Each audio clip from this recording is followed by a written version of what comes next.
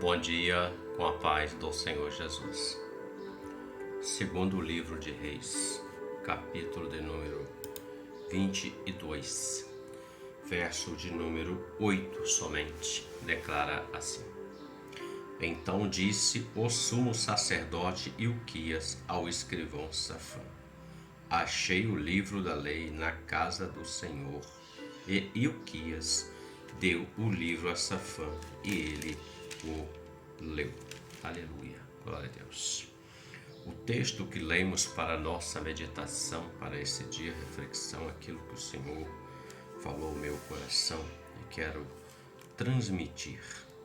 O texto fala, no contexto anterior, que o rei Josias, que começou a reinar com 8 anos de idade, foi um dos poucos reis que andou nos caminhos do Senhor e fez conforme Davi, seu pai. Não era de fato descendente sanguíneo de Davi, mas era a descendência ali em si do reinado.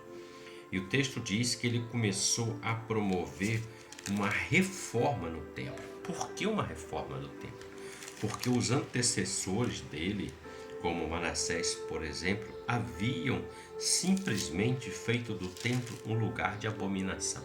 E o templo do Senhor era um lugar santo, sagrado. Ele foi construído e foi separado para que o Senhor manifestasse naquele lugar a glória dele, para que o povo hebreu ou qualquer outro povo de língua, nação que fosse, pudesse ir até aquele lugar para levar a sua vida, a sua oferta, o seu louvor, a sua adoração ao Senhor.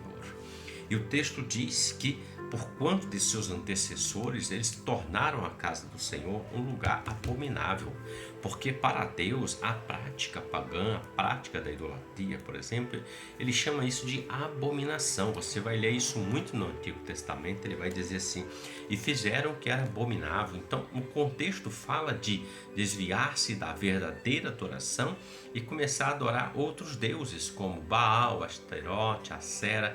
Baalins adoravam árvores, montanhas, pedras e tantas outras coisas, mas se esqueciam do Deus vivo, Deus que tirou eles do Egito. Pois bem, Josias mandou promover uma reforma no templo. Ele assenta no coração dele: vamos trazer a verdadeira adoração, vamos mudar o contexto, vamos tirar do templo tudo aquilo que não glorifica ao Senhor, tudo aquilo que é abominação a Deus. E nessa reforma, retirando tudo que não provinha do Senhor, melhorando a condição do templo, nós lemos aqui que no meio dessa reforma o sacerdote Ilquias então disse o sumo sacerdote Ilquias ao escrivão Safã: achei o livro da lei na casa do Senhor. E Ilquias deu a Safã e ele o leu.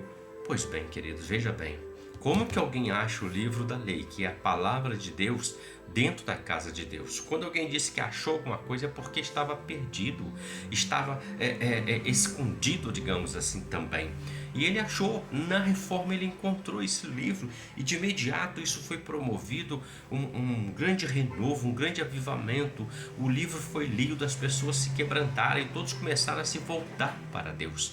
Então, olhando para esse texto e meditando, eu reflito o seguinte, pelo que o Espírito Santo falou ao meu coração. Muitas das vezes nós, como templo do Espírito Santo, Deus nos criou, nos formou segundo a sua imagem e semelhança, nos fez templo do seu Espírito Santo. E o Espírito vem no dia de Pentecostes, está até os nossos dias e estará até o último dia, quando vier o arrebatamento da igreja. E nós somos esse templo de Deus. Então a grande pergunta é: o que tem habitado dentro de nós? Será que nós, conhecedores da palavra, sabemos quem é Deus? Nós deixamos perdido dentro de nós o livro, a palavra sagrada? Porque a Bíblia fechada é só um livro, é Bíblia. Mas quando você abre, ela é palavra viva e eficaz, mais penetrante do que espada alguma de 2 gumes. E quando você começa a ler e meditar, ela é uma palavra que produz vida em você, porque o Espírito Santo começa a te revelar quem é o Senhor. O Espírito Santo começa a trabalhar na sua vida e na minha vida de uma maneira que vai criando e moldando-nos a imagem e semelhança do Senhor novamente, nos restaurando daquilo que outrora tínhamos perdido por conta do pecado, por quanto de ter nos desviado da verdadeira adoração. Ele vai mudando o nosso caráter. Então veja, eles encontraram dentro do templo se perdeu a palavra do Senhor. O Senhor é um Deus vivo e Ele tem promessas sobre a sua vida, a minha vida, e Ele falou isso contigo e comigo, ou com tantos outros também. Será que essa palavra que Deus falou na sua vida e na minha vida, ela não está perdida? Ela não está destruída, ela está perdida, escondida em algum lugar dentro de nós. Nos esquecemos daquela palavra que Deus falou, que ia fazer isso na minha vida, que ia mudar, que eu seria isso na obra dele. Será que isso está perdido, está esquecido? Então hoje é o tempo de Deus, o tempo do novo, o tempo de se lembrar, o tempo de encontrar aquilo que se havia perdido. É o chamado para a verdadeira adoração, volte a adorar. É o chamado para ser ministro da palavra, volte à palavra, ao ministrar a palavra. É chamado para servir a casa do Senhor, volte a servir. É o chamado a orar, a interceder, impor as mãos, ungir, curar os enfermos, volte a tudo isso, porque é tempo de encontrar dentro de nós, como o tempo do Espírito Santo, aquilo que se havia perdido, porque Deus decretou, Deus não revogou, Deus decretou, mas às vezes nós permitimos que nós, como templo, muitas coisas entram dentro de nós e a palavra fica ali escondida, meio que perdida, mas o Espírito Santo, por essa palavra, está dizendo para você e para mim hoje é dia de nós buscarmos com diligência e encontrarmos, assim como aquela mulher que tinha 10 dracmas, perdeu uma, e a palavra fala que ela buscou diligentemente até encontrar. E ela encontrou, porque quando nós procuramos, nós vamos encontrar, mas se nós não procurarmos, vai ficar lá, perdida dentro do templo. A palavra do Senhor, ela não volta atrás. Nós é que muitas das vezes ouvimos, mas não obedecemos. Ouvimos, mas tomamos outra direção, assim como Jonas, por exemplo. Então, retornemos à verdadeira adoração.